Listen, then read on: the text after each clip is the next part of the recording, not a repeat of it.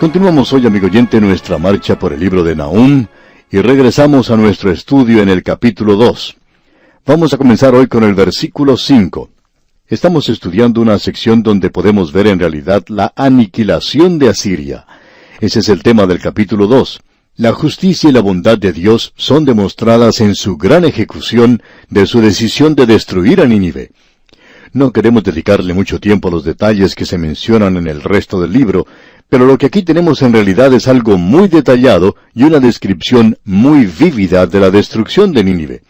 Todo esto es profético, ya que fue dado unos 100 años antes que esa ciudad fuera destruida totalmente. Así es que lo que tenemos ante nosotros es una profecía muy destacada. Es una profecía que nos da una descripción detallada de la destrucción de esa ciudad. Y era una aniquilación total de esa ciudad. Fue tan absoluta esa descripción que no fue sino hasta el año 1850 que el sitio, la ubicación de Nínive, fue localizada y excavada. Se conocía muy poco en cuanto a este lugar. Ahora queremos mencionar aquí nuevamente que los libros de Jonás y de Nahum van juntos. En realidad, lo primero que tenemos es la profecía de Jonás, o el pequeño libro de Jonás, ya que en realidad no es una profecía. Es más bien un informe, un relato de su actividad misionera en la ciudad de Nínive, de toda esa zona, donde la población en su totalidad se volvió a Dios, y Dios les perdonó. Pasan 100 años, y luego tenemos el libro de Nahum. Ahora, lo que ocurrió es que esta gente se apartó del Señor nuevamente. Entonces Nahum fue levantado para presentar el mensaje de Dios, y la totalidad de su mensaje es contra la ciudad de Nínive. Y lo que tenemos aquí es una descripción amplia, una descripción muy vívida de la destrucción total de la ciudad.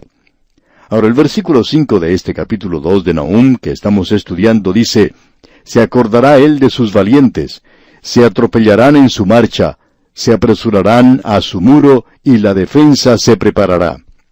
Él está hablando aquí de la destrucción de Nínive. Eso tuvo lugar cuando los medos vinieron bajo el rey Ciáxares. Babilonia en esa época no era el reino más grande, pero se unieron con los medos y juntos se dirigieron contra esa ciudad. En nuestro programa anterior vimos que los carros rodaban con mucho estruendo por las calles y que eso no tenía ninguna referencia al automóvil moderno, sino que probablemente se refería a un modelo nuevo de carros de aquel tiempo, que llevaba una extensión, como explicamos, a cada lado de su eje, de manera que podían correr al lado de un carro enemigo y destrozar las ruedas de madera del otro carro. Y después de todo, cuando uno de esos carros perdía una de las ruedas, sucedía como los automóviles modernos que pierden una llanta por una pinchadura. No podían continuar en la batalla. Esa es, pues, la referencia que tenemos aquí. No se trata de ninguna profecía en cuanto a los automóviles. Esa es la clase de interpretación que le da mala fama a la profecía. Y luego él continúa aquí describiendo la destrucción total, diciendo en el versículo 6 de este capítulo 2, «Las puertas de los ríos se abrirán, y el palacio será destruido».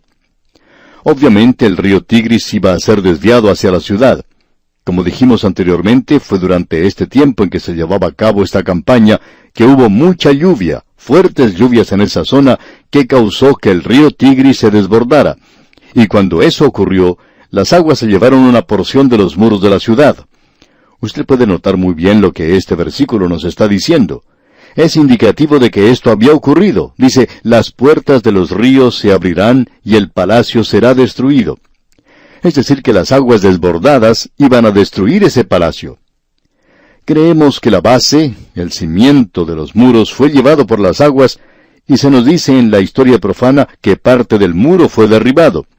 En realidad, unos 4 kilómetros del muro de la ciudad de Nínive se encontraba al lado del río Tigris. Y la ciudad se encontraba de unos 4 hasta unos 10 metros de altura sobre el río, es decir, cuando no había desbordamientos. Pero cuando ocurre ese desbordamiento, el río se lleva una sección completa del muro. Entonces, el enemigo pudo entrar sin dificultad por allí. O sea que el río abrió una brecha en el muro, aquello que el enemigo estaba tratando de hacer. Y parecería como que el Señor estaba cooperando en la destrucción de la ciudad. Ahora, esta era una ciudad muy rica. Usted se da cuenta que ellos habían llevado allí el botín que habían tomado de muchas grandes naciones. Hasta el reino del sur de Judá estaba pagándole tributos a ellos. Así es que la ciudad de Nínive había llegado a ser una ciudad muy rica. Pero ahora las puertas del río se han abierto y hasta el mismo palacio es derribado por la inundación. Y se nos dice que lo que sucedió allí en realidad es que los canales de irrigación fueron abiertos y que el palacio fue cubierto totalmente. Ahora el versículo 7 de este capítulo 2 de Nahum dice, «Y la reina será cautiva, mandarán que suba, y sus criadas la llevarán gimiendo como palomas, golpeándose sus pechos». No sabemos si usted ha tenido oportunidad de ver alguna vez una bandada de palomas. Quizá ha ido a cazarlas y se ha dado cuenta que cuando las palomas se asustan, cuando ellas todas juntas toman vuelo, es como si se golpearan los pechos con sus alas. Ese es el ruido que ellas producen cuando levantan vuelo. Y ese es el cuadro que se nos presenta aquí en este versículo. Ellas estaban golpeando sus pechos, tal cual lo hacen las palomas cuando levantan vuelo, y el ruido que producían era como un lamento, como un gemido. Y según entendemos, ese gemido o lamento es como un llamado de amor de las palomas. Ahora, en el versículo 8 podemos leer, «Fue Nínive de tiempo antiguo como estanque de aguas». Nos damos cuenta aquí que esa inundación ha llegado a la ciudad, y la ciudad ha llegado a ser como un estanque, como un lago. Y el versículo 8 en su totalidad dice, «Fue Nínive de tiempo antiguo como estanque de aguas, pero ellos huyen. Dicen, deteneos, deteneos, pero ninguno mira». Es decir, que se les había dado la orden de mantener su posición, pero cuando vieron la inundación que se acercaba junto con el enemigo, bueno, ellos pensaron que no era hora de escuchar a sus jefes, a sus comandantes, sino de huir y alejarse de allí tan pronto como les fuera posible. Ahora, en la primera parte del versículo 9 leemos, «Saquead plata, saquead oro». Es decir, que se invita al enemigo a que se apodere del oro y de la plata, a que se lo lleve como botín. Y este versículo 9 en su totalidad nos dice, «Saquead plata, saquead oro». No hay fin de las riquezas y suntuosidad de toda clase de efectos codiciables. Esa ciudad tenía muchas riquezas, había adornos allí de gran valor. El palacio era en realidad algo muy hermoso, y ellos vivían en mucho lujo porque habían tenido mucho éxito en la guerra. Y el versículo 10 continúa diciendo en su primera parte, «Vacía, agotada y desolada está». Los enemigos han tomado todo el botín, de la misma manera en que Asiria había traído a esa ciudad el botín de otras batallas. Todo esto está reunido en un lugar, y el enemigo ahora se apodera de esto y se lo lleva. Entonces Nínive queda vacía, agotada y desolada. Y continúa diciendo en la segunda parte del versículo 10, «Y el corazón desfallecido, temblor de rodillas». Y cuando las rodillas le comienzan a temblar a uno, eso indica que uno tiene temor. Eso indica que uno tiene temor en el corazón. Y eso es lo que está ocurriendo con esta gente. Y este versículo 10 termina diciendo, «Dolor en las entrañas, rostros demudados». O sea que esta es una ocasión cuando la gente tiene mucho temor, mucho miedo, porque saben que son aborrecidos por el resto del mundo en aquel día. Todos sus vecinos les aborrecían porque ellos, los asirios, eran conocidos como una nación muy brutal. Y ahora los enemigos aprovechan para vengarse. Sus rostros están pálidos como si ya no tuvieran sangre. Y aquí dice, rostros demudados. Creemos que ellos se estaban cubriendo con cenizas y cilicio. Y en el versículo 11 leemos, «¿Qué es de la guarida de los leones y de la majada de los cachorros de los leones, donde se recogía el león y la leona y los cachorros del león, y no había quien los espantase?» Ahora esto puede referirse a los leones, ya que Asiria y Babilonia utilizaban al león como símbolo de su imperio. Puede referirse a que tenían allí en realidad a leones, porque sí que los tenían. Pero también puede referirse a los jóvenes, porque el león era el símbolo de la fortaleza del reino, y puede referirse a eso. Pero lo que se está diciendo aquí es, ¿qué es lo que ha sucedido con ellos? Si se refiere a leones de forma literal, o a la fortaleza de su ejército, ambas cosas ya no están, ya han abandonado el lugar, o han sido muertos. Y el versículo 12 dice, «El león arrebataba en abundancia para sus cachorros, y ahogaba para sus leonas, y llenaba de presa sus cavernas, y de robo sus guaridas». Ellos habían estado bien alimentados, ya sea que se refiere aquí al león en forma literal, o se refiere aquí al ejército. Pero todo eso ha terminado. Ya no tienen nada que comer, porque todo se lo ha llevado el enemigo. Ahora, en la primera parte del versículo 13 leemos, «Heme aquí contra ti, dice Jehová de los ejércitos, Encenderé y reduciré a humo tus carros, y espada devorará tus leoncillos. Creemos que esto puede ser algo literal, o también algo que se refiere a los jóvenes. Nos inclinamos a creer que se refiere a los jóvenes, porque León era el símbolo de la nación.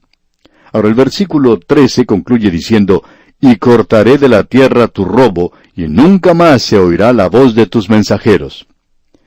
Aquí tenemos una expresión un poco extraña, algo expresado de manera terminante. 100 años antes, Dios, demostrando su gracia, había salvado a Nínive cuando los habitantes se habían arrepentido y se habían vuelto a Él. Él le había dicho a Jonás de una manera tierna, ¿y no tendré yo piedad de Nínive, aquella gran ciudad? La ciudad que se vuelva a Dios, amigo oyente, Dios la salvará. Pero el tiempo ha seguido y ellos han vuelto a esa terrible apostasía. Y Dios ahora los va a juzgar. Y Él dice algo aquí que solo había dicho contra Gog y Magog.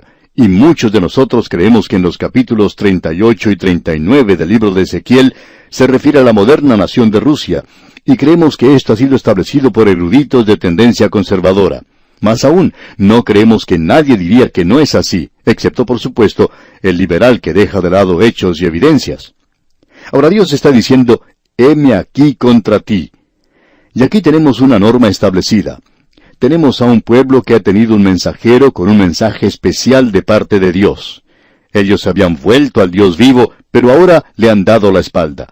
Y cuando usted ha tenido la luz y la rechaza, el Señor Jesús dice, así que, si la luz que hay en ti es tinieblas, ¿cuántas no serán las mismas tinieblas? O sea que, si la luz está brillando frente a sus ojos, y usted dice que no puede ver, entonces eso indica que usted es ciego.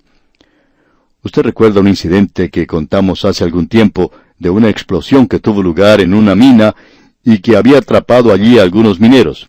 Cuando llegó ayuda de afuera, lo primero que hicieron fue bajar un cable con electricidad para que tuvieran luz los mineros atrapados.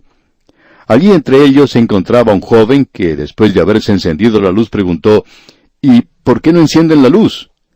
Los que estaban con él le miraron sorprendidos, porque se dieron cuenta entonces que la explosión le había dejado ciego. Ahora, amigo oyente, mientras ellos se encontraban en las tinieblas, nadie podría decir eso, de que él estaba ciego. Nadie podía darse cuenta de eso. Él pensaba que le habían apagado las luces.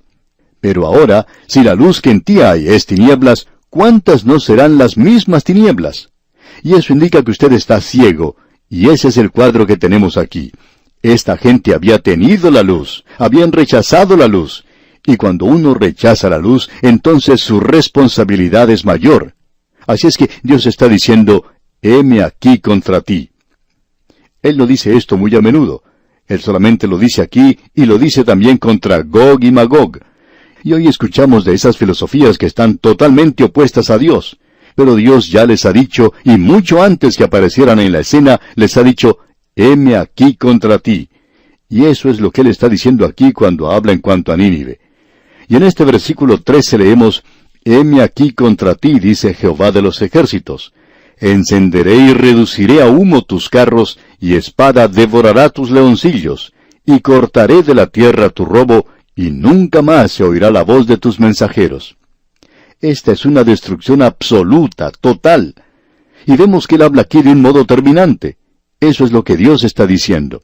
Yo estoy contra ti, te estoy derribando. Dios dice, te estoy aniquilando, no aparecerás jamás.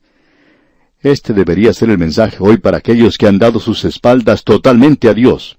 Esto significa un juicio total, completo.